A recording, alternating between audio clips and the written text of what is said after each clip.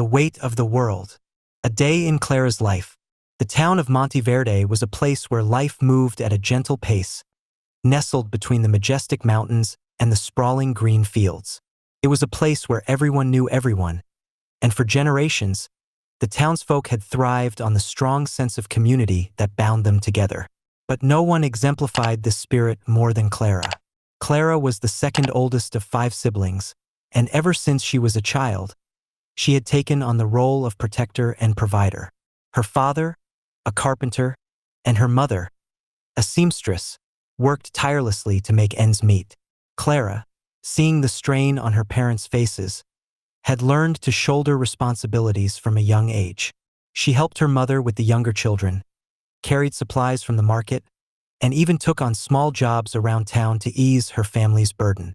As she grew older, her strength, both physical and emotional, became legendary. By the time she reached adulthood, there wasn't a single person in Monte Verde who didn't know Clara. She was the one they called upon when they needed help moving heavy loads, the one who organized community events, the one who was always there with a smile and a willing hand. One morning, the sun barely peeking over the horizon, Clara was already awake, bustling around the family's small kitchen. Her youngest brother, Matteo, who was just 5, sat at the table, swinging his legs as he watched her prepare breakfast. "Clara, can you help me with my kite today?" he asked, his eyes shining with excitement.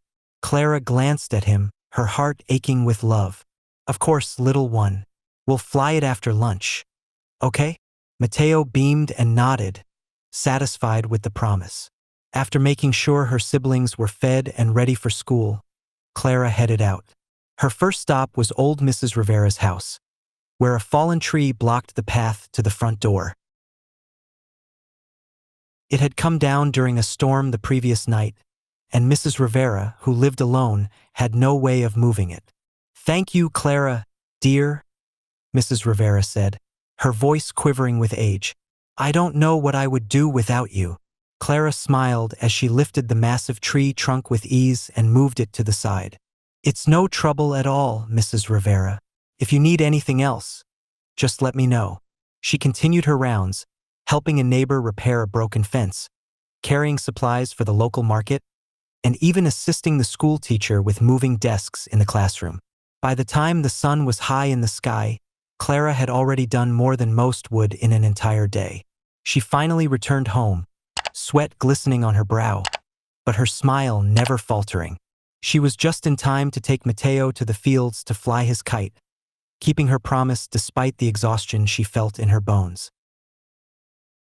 As the kite soared high above them, Matteo laughed with pure joy, and for a moment, Clara forgot the weight she carried. But as she looked up at the sky, she couldn't shake the feeling that something was closing in on her, like dark clouds on the horizon. The crumbling pillar. Days turned into weeks, and the responsibilities piled up. Monte Verde was a small town, but it seemed that everyone needed something from Clara. It wasn't just the physical labor. It was the emotional support she provided, the comfort she offered, the constant presence she maintained. She was the glue that held the town together, and the pressure to never falter, never fail, grew heavier with each passing day. Her family, though grateful, had come to depend on her as well. Her parents, exhausted from years of hard work, leaned on her more and more. Her siblings, though they tried to help, were young and unaware of the toll it took on her. And Clara, never one to complain, never let them see her struggle. But the cracks were beginning to show. One evening, after an especially grueling day, Clara returned home to find her mother waiting for her, a worried look on her face. "Clara, Mija, you need to rest," her mother said softly. "You're doing too much." Clara forced a smile. "I'm fine, Mama. There's just a lot to do. That's all." Her mother reached out, taking Clara's hand in hers. "I see how tired you are. You're not just carrying your own burdens, you're carrying everyone's." Clara's smile faltered for a moment, but she shook her head. "I have to, Mama. They need me." "But we need you too," her mother said, tears welling up in her eyes. "We need you healthy and happy, not worn out and weary." Clara felt a pang of guilt. She knew her mother was right, but she didn't know how to stop. The town depended on her family depended on her. If she stepped back, who would fill the void? That night, as she lay in bed, she stared at the ceiling, feeling the weight pressing down on her chest. She couldn't remember the last time she had taken a day for herself, the last time she had allowed herself to rest. But the thought of letting others down was more than she could bear. Sleep eluded her, and she tossed and turned, feeling like she was sinking into a deep, dark abyss. She couldn't let anyone see her like this. She had to be strong, always strong. The breaking point. It was a few days later when the breaking point finally came. Clara was helping to repair the roof of the community center when she slipped. She managed to catch herself before she fell, but the scare left her shaken. Her friend Alejandro, who was working alongside her, reached out, concern etched on his face. "Clara, are you okay?" She nodded quickly, brushing it off. "I'm fine, just a little slip." But the truth was, she wasn't fine. Her hands were trembling, her legs felt like they were made of lead, and a crushing exhaustion was overwhelming her. She could barely hold herself together, but she forced herself to smile, to continue working. That evening, as she was walking home, she felt a sudden, sharp pain in her chest. She gasped, doubling over, clutching at her chest as the pain spread. It felt like she was being squeezed, like the weight of the world was crushing her. She stumbled to the side of the road, her vision blurring. She couldn't breathe, couldn't think. Panic gripped her as she struggled to stand, but her legs gave out, and she collapsed to the ground. "Clara!" She heard someone calling her name, but it sounded distant, like it was coming from underwater.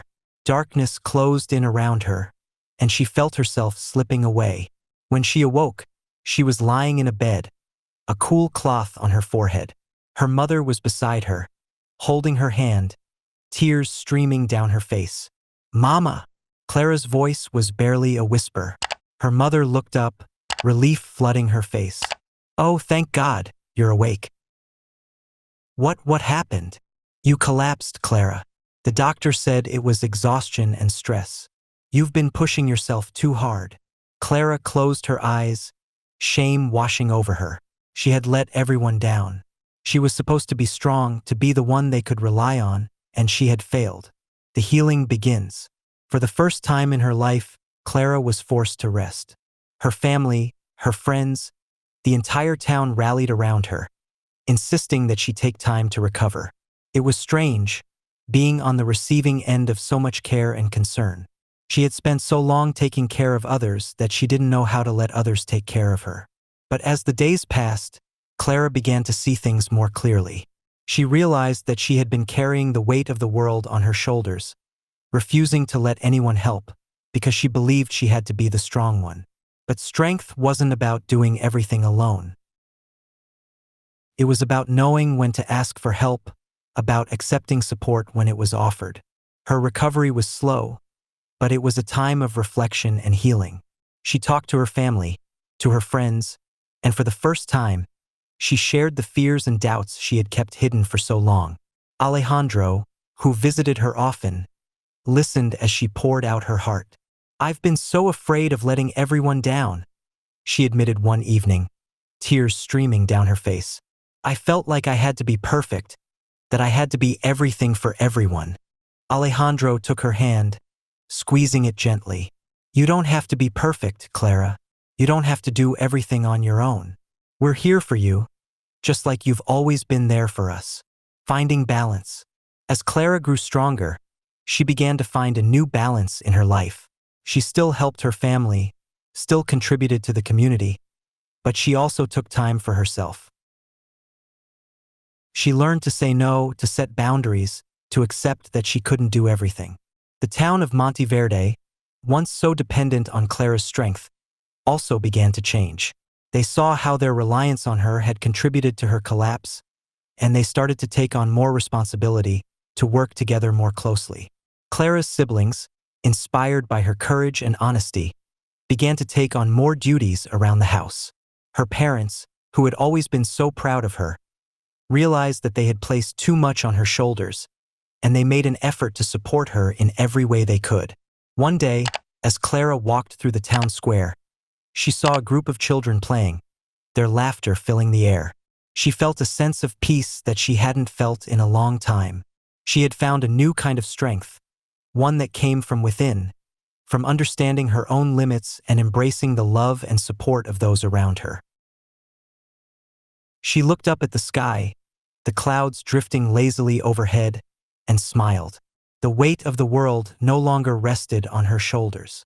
She had learned to share the load, to trust in others, and in doing so, she had found a freedom she had never known, a lightened heart. Months passed, and Clara's life settled into a new rhythm. She still helped around town, but she no longer felt the need to take on everything herself. She had learned to trust others, to delegate, and most importantly, to take care of herself. The townspeople, inspired by Clara's journey, began to change as well.